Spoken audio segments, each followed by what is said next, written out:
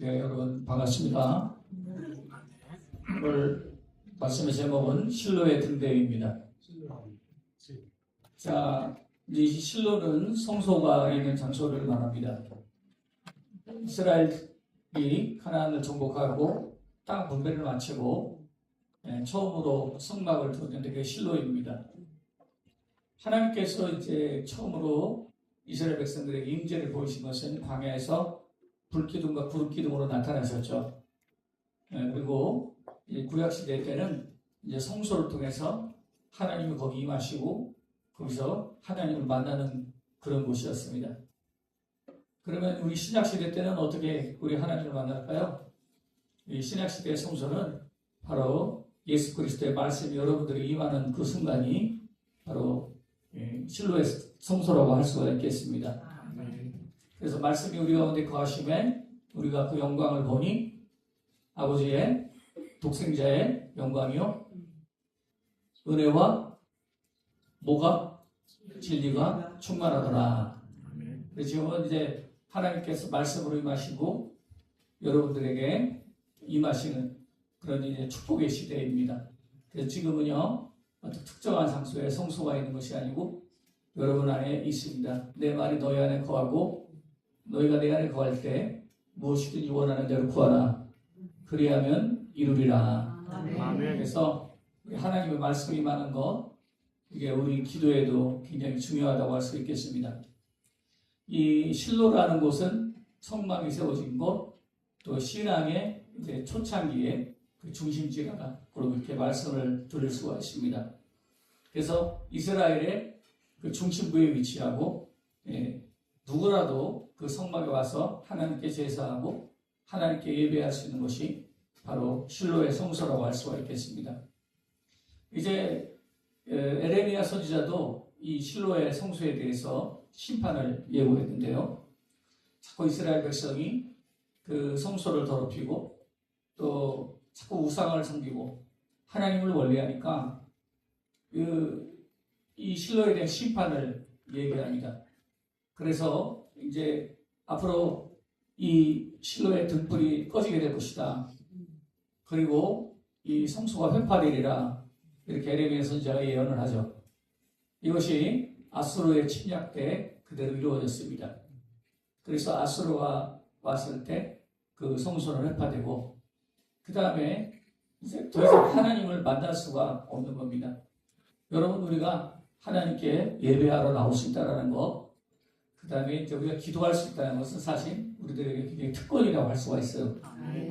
그래서 저는 이제 말씀을 드리면서 우리 학부형 기도회가 이제 꺼지지 않는 실로의 등불이 되기를 바랍니다. 아멘. 이 성막에는 중요한 게 세 가지가 있거든요.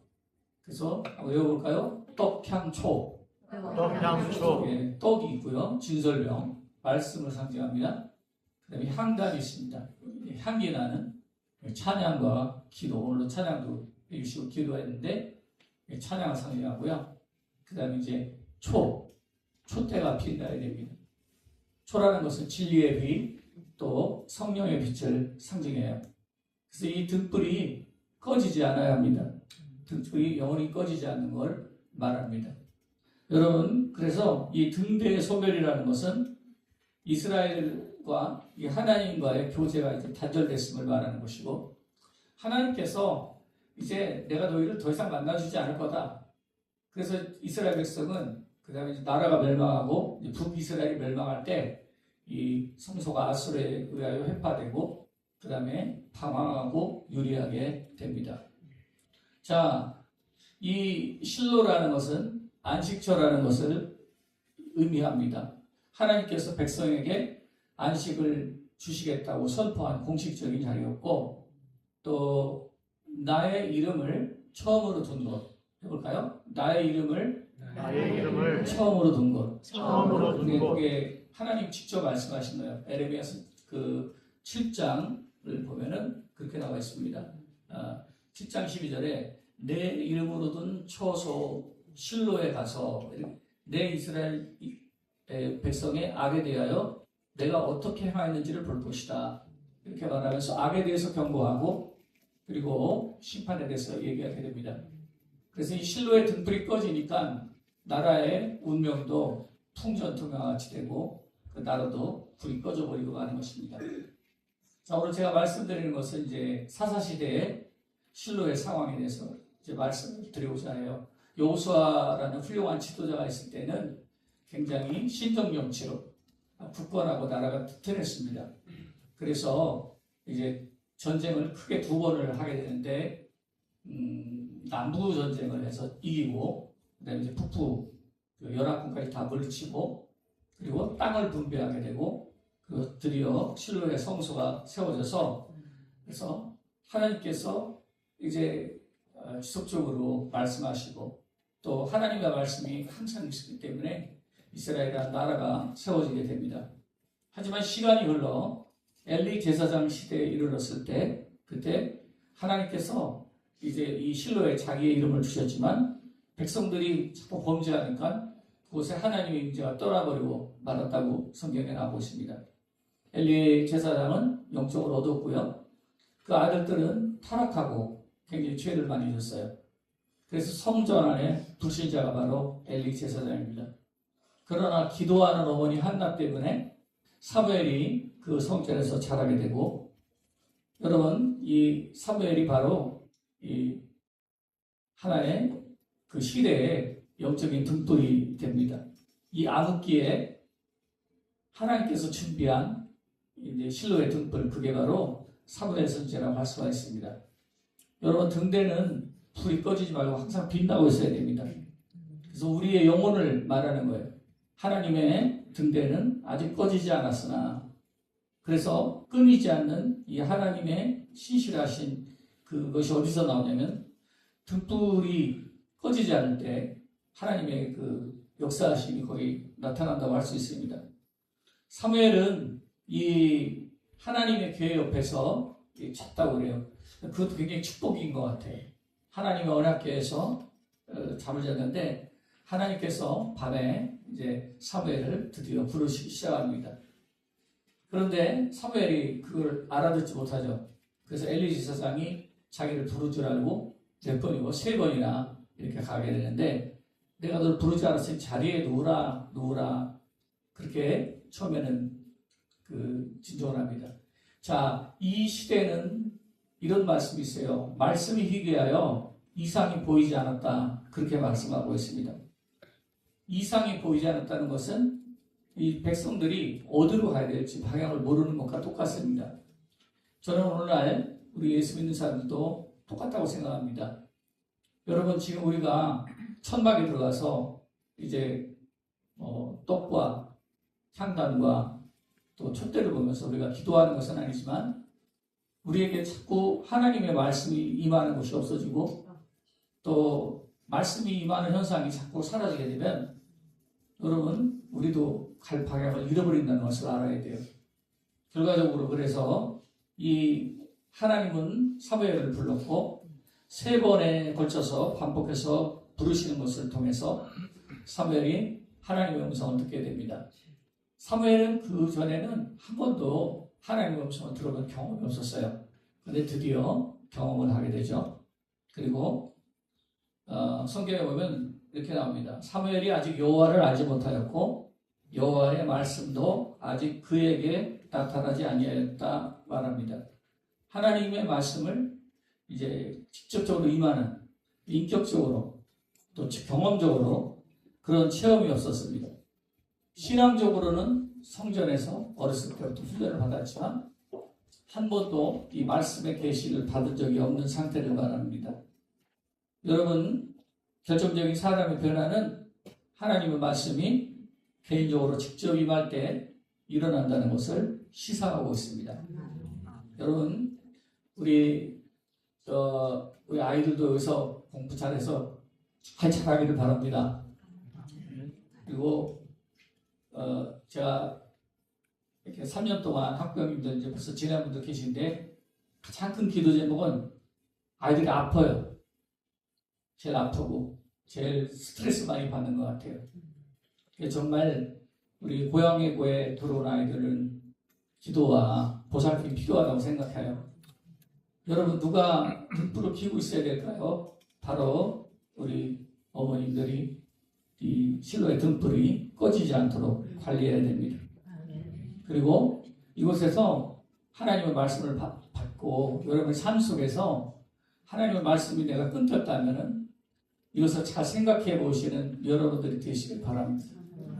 이 사무엘은 하나님의 음성을 듣기 시작하고 그리고 말씀을 받아서 나라를 살리는 등불이 됩니다. 이게 실로의 정말 등대라고 할 수가 있어요. 그리고 사무엘상 3장에 보면 여호와께서 그와 함께 계셔서 그의 말하는 것이 하나도 땅에 떨어지지 않게 이렇게 말씀합니다. 이 사무엘 한 사람이 하나님의 말씀을 온전히 받아낼 때 그 한 사람을 통해서 이스라엘의 모든 나라가 이제 굴러가기 시작하면 제대로 방향을 찾아가고 갈 길을 가게 된 것입니다. 하나님의 말씀을 실현하는 살아있는 등대 같은 역할, 실로의 정말 등대 같은 역할, 밝은 빛을 비춰주는 게 바로 사무엘 선지자라고 할 수 있습니다. 여러분, 그러므로 이제 열심히 기도하셔서 열매를 거두시길 바랍니다. 지금 우리가 기도하는 건요, 앞으로 20년 후를 생각하고 기도하는 거예요. 어떻습니까? 굉장히 먼 시간인 것 같은데 금방입니다. 20년 후에 이 기도한 것들을 보게 됩니다. 저희 이제 누님들이 계신데 지금 이제 90대예요. 제가 막내입니다. 그리고 저희 형제가 좀 많아요. 14남매인데 종종 얘기할 겁니다. 이제 아시는 분들은 아시는. 제가 20살 때 하루 2시간, 3시간씩 그 모든 형제들을 기도했어요. 뭐 교회를 하나도 안 다녔으니까요. 정말 어려웠던 거는 무당에 빠지신 누님이 계셔가지고 너무 힘들었습니다. 그런데 이제 작년에 돌아가셨어요. 우리 큰 누님이 90이 넘으셨는데 또 저보다 다 30살 차이가 나니까 이제 다 90대시고 이제 요 얼마 전에도 또 누님 한 분이 또 돌아가셨어요. 거의 이제 요양원에 계신데, 근데 요즘에 제가 이제 느끼는 것은 제가 하루 3번씩 안 빠지고 기도했어요. 새벽에도 기도하고 점심에도 기도하고 저녁에도 제발 구원해달라고. 또 우리가 이제 나이가 많은 우리 누님 형제들은 이제 배다른 가족이기 때문에 잘 왕래를 잘 하지 않습니다.